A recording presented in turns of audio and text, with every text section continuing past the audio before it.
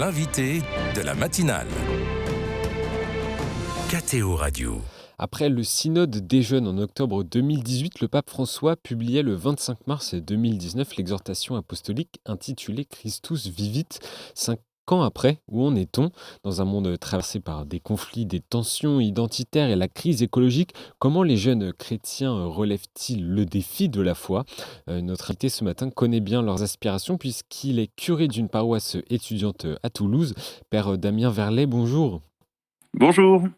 Alors, Christus Vivit, c'est 9 chapitres et 299 paragraphes qui déploient les messages essentiels du pape François aux jeunes. Qu'est-ce qui vous avait le plus marqué il y a 5 ans lors de la publication de ce texte? Alors, une phrase simple du pape François où il invitait les jeunes, il leur disait: je vous demande d'être révolutionnaire, je vous demande d'aller à contre-courant. On sent bien la veine du pape François qui nous bouscule et nous, ça nous fait du bien, un peu vieille église de France. Et donc, cette dimension révolutionnaire de la foi, complètement alternative, c'est quelque chose qui m'avait beaucoup marqué. Et voilà, et je vois que, comme le bon vin, voilà, en vieillissant, cette exhortation apostolique, eh bien, je pense, produira beaucoup de fruits et peut être très stimulante pour tous ceux qui sont engagés auprès des jeunes aujourd'hui, quelques années après. Oui, il faut la relire. C'est Oui, ça, il faut inviter tout le monde certainement. à la relire. Je cite d'ailleurs le pape François dans Christus Vivit: ne survivez pas avec l'âme anesthésiée et ne regardez pas le monde en touriste, faites du bruit. S'il vous plaît, ne prenez pas votre retraite avant l'heure. Alors, en 5 ans, est-ce que Christus Vivit a fait bouger l'Église dans son rapport aux jeunes et dans leur accompagnement? Je sais pas si elle-même, elle a beaucoup fait bouger les choses, mais il y a eu comme un kairos, il y a eu quelque chose qui s'est passé, le confinement, qui a été vraiment un lieu où, en fait, les jeunes ont été en mode survie, comme ils disent, hein, et donc ça résonne un peu avec ce que le pape dit, où on a vraiment mis les jeunes, alors, pardon, c'est parfois un peu polémique, hein, mais vous voyez, pour la santé des plus anciens, les jeunes ont eu l'impression qu'on a sacrifié leur vie sociale. Et donc, ça pose quand même question. Je me souviens de Monseigneur Perceroux, qui à l'époque s'occupait d'accompagner la pastorale des jeunes, qui disait un peu au sortir du premier confinement: il est temps que la jeunesse sacrifiée retrouve des interactions sociales pour occuper toute sa dimension dans la société dont elle aura la charge demain. Et donc, ça résonne avec ce que le pape François avait vu, et ce qui s'est passé au moment du confinement, c'est que les jeunes ont été un peu mis sous cloche. Et donc, aujourd'hui, on se rend compte que les jeunes ont besoin de prendre toute leur place dans la société et dans l'Église. Hein. Là où souvent on se dit, bon, bah, ils sont trop jeunes, quand ils vieilliront, plus tard, quand ce seront des gens sérieux, ils pourront s'occuper des choses dans les paroisses. Et donc, pour moi, ça me stimule beaucoup parce que à la paroisse étudiante de Toulouse, donc on est une paroisse personnelle où les jeunes appartiennent à cette paroisse parce qu'ils sont étudiants. Et en fait, ils sont aux commandes de la paroisse en quelques mois. Bien sûr, il y a des aumôniers pour les aider et un curé pour les aider, mais ils prennent toute leur place. Et alors, on est impressionné de voir le professionnalisme dont ils sont capables, l'engagement, parce qu'effectivement, un jeune étudiant, tous les soirs, il est disponible. Hmm. Donc, il y a quelque chose où il est prêt à donner beaucoup pour l'évangélisation. Et en fait, on se rend compte que c'est du feu pour l'Église, quoi. Et vous, ce contexte-là, est-ce que vous avez appris de cette période-là? Est-ce que ça vous a fait aussi évoluer dans votre façon d'aborder la jeunesse? Euh, Certainement. Bon, déjà, de vivre, d'essayer de vivre la miséricorde vis-à-vis des jeunes, parce qu'il y a eu quand même beaucoup de déboires au niveau des maladies psychiques et en fait, l'absence de sens. Je perçois aussi aujourd'hui que beaucoup de jeunes veulent se sentir utiles, mais que parfois, ça peut être quelque chose qui est à double tranchant, hein. C'est-à-dire que ça stimule un désir de s'engager, et en même temps, s'ils n'ont pas l'impression d'être utiles dans la seconde et d'avoir du sens dans tout ce qu'ils font, eh bien, ils peuvent s'écrouler. Donc, bon, il y a des choses qu'on perçoit, hein. On sent ce besoin de travailler dans la société et dans ce monde actuel pour essayer d'œuvrer à ce qu'on appelait le monde de demain, mais en fait, moi, je pense que c'est le royaume de Dieu, hein. Et donc ça, du coup, ça stimule les jeunes dans l'engagement, mais parfois, ils ne se rendent pas compte que pour faire des grandes choses, eh bien, il faut faire des petits pas pour avancer. Voilà. Et ça, il me semble que c'est quelque chose aussi où, comme adulte, on a besoin enfin, on peut les aider dans ce sens-là. Ok, très bien, tu veux donner ta vie, tu veux fonder une famille, tu veux, peut-être tes parents se sont séparés, toi tu as envie de faire quelque chose de beau, mais très bien, mais où t'en es de ta vie affective, voilà. Et vous voyez, cet exemple-là, ça montre bien, il faut des petites étapes pour pouvoir arriver à des grandes choses. Hmm. On Vous, a par- besoin de le rappeler ça, il me semble. vous parlez d'ailleurs d'engagement, Père Verlet. On voit des initiatives où des jeunes adultes s'engagent, j'ai l'impression en tout cas de plus en plus. Je pense notamment à propos de la conversion écologique, lutte et contemplation. Dans les domaines économiques, l'économie de François. On pourrait aussi citer la multiplication des habitats partagés, des colocations entre personnes en situation de précarité, avec des jeunes ou avec des personnes âgées. Est-ce un besoin de vivre la foi en actes? Alors oui, il me semble, mais donc moi, tous ces exemples que vous citez sont édifiants et j'en vois certains fruits, mais souvent c'est un peu des mondes de jeunes pros. Vous voyez, pour ce que je vois des étudiants, dans un premier temps, ils sont pas sur des grandes choses comme ça, hein, mais ils ont besoin de s'engager et ça passe par, je sais pas, des liturgies de la dévotion populaire, le besoin de se réapproprier d'une certaine manière la tradition catholique. Vous voyez, d'une manière complètement décomplexée, voilà. Donc ça dépend. En fait, je pense que ça dépend selon les âges. Nous, on assiste à une vague, je parle vraiment de vague, mais je pense tsunami, hein, de jeunes qui sont en train d'arriver dans nos églises. Les rameaux à Toulouse, toutes les églises étaient pleines de jeunes et de jeunes qu'on ne connaissait pas. Nous, la paroisse étudiante, bon, elle est toujours pleine, mais là, c'était vraiment très marquant. Et donc, oui, c'est pas immédiatement ces jeunes qui reviennent à l'église là, ils sont pas immédiatement pour s'engager dans l'écologie, quoi. Mmh. Je pense que ça, il faut pas se tromper un peu sur cette question-là. Nous, on a nos prismes et puis nos marottes et puis l'histoire du Mans, mais en fait, les jeunes qui sont sortis du confinement, vous voyez, bah, ils sont dans des maladies psychiques pour certains, ils ont besoin de retrouver de l'espérance.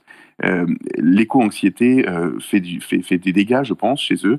Et dans un premier temps, ils ont besoin d'entendre parler de l'espérance chrétienne, quoi, et du fait que bah, Dieu, c'est Dieu qui est maître et seigneur, et c'est lui qui gère la terre et la planète et l'univers, et donc qu'on va pas voilà, tous brûler parce qu'ils n'ont pas jeté leurs déchets vous voyez, après le repas, quoi. Enfin, je pense que ça, il faut bien remettre un peu les choses. Voilà, remettons Dieu au centre, et puis après, bah, bien sûr, la morale qui en découle, eh bien, ils l'apporteront, mais plus tard, ils ont besoin de redécouvrir Dieu, de redécouvrir le Christ et l'espérance que donne la résurrection du Christ, quoi. Et c'est ce qu'ils recherchent, c'est cette quête qui recherche justement en... Et c'est-à-dire qu'à l'heure actuelle, on voit beaucoup de quêtes. Il y a, je pense, une quête d'espérance, même s'ils ont du mal à mettre ce mot d'espérance, parce que c'est pas un mot qui est très utilisé dans la société. Il y a une quête d'une certaine fierté, hein, je pense qu'on va pas se leurrer. Il y a aussi beaucoup de jeunes qui reviennent à l'église parce que ils ont besoin de redécouvrir, d'être fiers, d'être catholiques. Voilà. Et en fait, l'impression que leurs aînés, parfois, ont méprisé, ont mis de côté la foi ou l'église, et eux veulent se réapproprier quelque chose parce qu'ils se rendent bien compte que, bah, en fait, la foi catholique a aussi produit dans notre pays des magnifiques cathédrales, des magnifiques choses. Vous voyez, on pense à Notre-Dame de Paris, des choses qui les ont marquées, en fait. Il y a eu des événements un peu chocs aussi dans les dernières années, et je pense qu'il y a ce désir de se réapproprier avec une dimension qui peut être identitaire. Vous voyez, nous, à la paroisse étudiante, on voit des jeunes qui viennent là pour des raisons politiques dans un premier temps, mais on voit d'autres personnes qui sont bah, sur des questions identitaires, d'identité sexuelle. Donc il y a comme une recherche du jeune aujourd'hui, qui je suis et quelle est ma place dans ce monde. Et donc bah, ça, il faut pas le nier, il faut accueillir Mmh. bah, voilà, leurs désirs, hein. Et puis on purifie, et puis on les aide à grandir voilà, en devenant amis du Christ, hein. C'est ce que dit le pape François. La première chose dans Christus Vit, il dit, mais en fait la première vocation, c'est d'être ami avec le Christ. Donc ils ont leurs besoins, ils ont leurs quêtes, parfois identitaires ou autres, mais on essaye de les conduire à l'amitié avec le Christ, et après, bon, les autres choses se mettent en place peu à peu, quoi.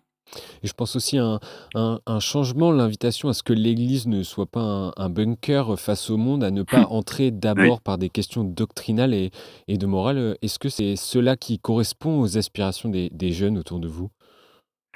Hem, alors, c'est-à-dire que, en fait, bon, là encore, hein, les jeunes sont divers.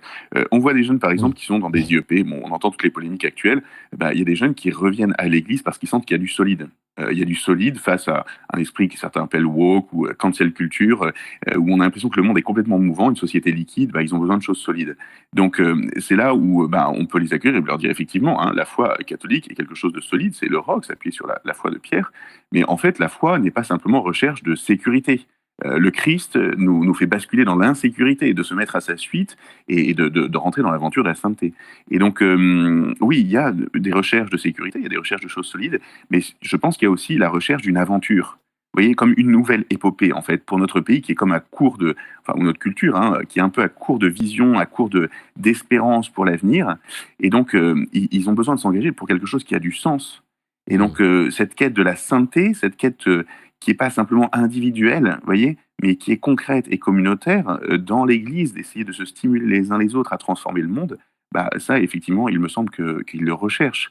Et du coup, ils se donnent, et ils se donnent avec une générosité qui est impressionnante, quoi. Et en 5 ans, pour les pays d'Europe occidentale, pour la France, les défis se sont accentués. Est-ce que vous percevez pas chez eux tout de même une inquiétude, une difficulté justement à trouver cette quête? Des inquiétudes chez les jeunes, oui, bien sûr, il y a de quoi en avoir, mais en fait, est-ce qu'on leur propose un chemin de vie et quelque chose d'enthousiasmant? Et il me semble que quand le pape dit: «N'ayez pas peur d'être révolutionnaire, je vous demande d'aller à contre-courant», eh bien, à contre-courant de cette société du déchet, hein, où on jette, eh bien, les jeunes ont envie de construire quelque chose de solide. Donc, en fait, c'est-à-dire que la désespérance, l'inquiétude peut se muer en espérance, en espérance au Christ, hein, et en volonté d'édifier le royaume de Dieu. Mmh. Donc, je pense que il faut prendre ces besoins des jeunes à l'heure actuelle pour les aider, en fait, à comprendre que le Christ n'enlève rien, il donne tout, et que le sens qu'ils cherchent, c'est Dieu. Voilà, on parle beaucoup de la quête de sens aujourd'hui, mais en fait, c'est une quête de Dieu. Si on écoute saint Augustin qui dit: «Mon cœur est sans repos tant qu'il ne demeure en toi». Donc ces jeunes ont tous soif de Dieu, et cela, eh bien, leur remplit de joie. Et c'est ce que la joie de l'évangile, hein, nous dit le pape François, bah, remplit le cœur de celui qui a rencontré le Christ, quoi. Ouais, est-ce qu'on peut dire que le discernement vocationnel est stimulé et en partie, renouvelé? Oui, alors c'est impressionnant, moi, donc à l'heure actuelle, on a beaucoup, beaucoup de jeunes qui arrivent dans les églises. Pour la plupart des gars qui se convertissent, ils ont systématiquement, enfin pas systématiquement, mais la plupart se posent la question du sacerdoce. Alors après, on va voir qu'avec les D'accord. années, tout ça, tout va être, a besoin d'être purifié. Il faudra du temps pour mûrir, la grâce baptismale. Mais en fait, très immédiatement, il se pose cette question-là. Je pense à un jeune qui est en médecine, qui face aux lois actuelles, bah, en fait, il y a des jeunes qui désertent un peu les milieux médicaux, quoi, qui sont très stressés par rapport à l'avenir. Et je pense ce jeune regarde le sacerdoce avec une vision belle et bonne, parce que lui qui a envie de servir la vie, bah, il sent qu'en fait le sacerdoce aujourd'hui, Mmh. ben, on sert la vie concrète des gens et la vie de la grâce, quoi. Donc, vous voyez, je pense qu'il y a, effectivement un désir vocationnel, mais ça, il va falloir prendre du temps, et que nos institutions aussi et nos séminaires puissent, ben, prendre les jeunes là où ils en sont, avec aussi les blessures qui sont, hein, dues à l'explosion de la famille, dues voilà, pas mal de souffrances, et pour, ben, essayer de les faire grandir, hein, dans une maturité humaine et chrétienne, pour être promptes à se donner, en fait, hein, à l'Église s'ils le souhaitent et si c'est leur vocation particulière. Et une dernière, question, Père Verlet, où vous parliez justement, du texte de l'exhortation apostolique Christus Vivit qui invite, les jeunes à une amitié, avec, le Christ. La culture ambiante permet-elle aux jeunes d'être encore touchés par, la parole de Dieu? On avait une réponse peut-être avec le nombre de personnes, qu'il y avait à la messe, des rameaux, mais je vous repose la question. Est-ce que la parole de Dieu les touche? Bah oui, parce que enfin, si on arrive à leur montrer aussi un petit peu en quoi elle leur rejoint leurs interrogations et leurs besoins. C'est-à-dire qu'aujourd'hui, les jeunes qui ont plein de followers ou de pseudo-amis sur les réseaux sociaux, mais qui n'ont pas d'amitié en réel, lorsqu'ils entendent parler, du jeune homme riche, lorsqu'ils entendent parler vous voyez, du Christ avec ses apôtres, bah, ils se rendent bien compte que là, il peut y avoir des relations d'amitié qui sont profondes, qui sont belles et qui sont nobles. Je pense que quand ils entendent parler de la Samaritaine avec la soif, bah, nous, à la paroisse étudiante, le slogan, c'est soif d'autre chose, parce qu'ils vont tous boire de l'alcool juste à côté, mais en fait, on sait très bien qu'un jeune qui va boire de l'alcool, qu'est-ce qu'il cherche? Il cherche à être un peu désinhibé pour se faire des amitiés. Et donc, nous, on leur propose, ben, à la manière du Christ, des amitiés qui sont belles, qui sont nobles et qui sont durables. Vous voyez, il faut prendre les jeunes là où ils sont dans leurs besoins et montrer que seul le Christ peut apaiser leur soif, hein, et les soifs de ce monde. Je pense Merci. que ça, en tout cas, ils sont pas dupes que le Christ Ouais. peut combler pleinement leur cœur. Merci, beaucoup, Père Damien, Verlet. Je rappelle à nos auditeurs que J'en vous prie. êtes, curé, de la paroisse, étudiante, à Toulouse. Merci d'être venu, nous parler des défis, des jeunes 5 ans après la publication, de l'exhortation apostolique Christus Vivit, et belle journée et belle et bonne semaine sainte à vous. Merci à vous. Belle semaine sainte.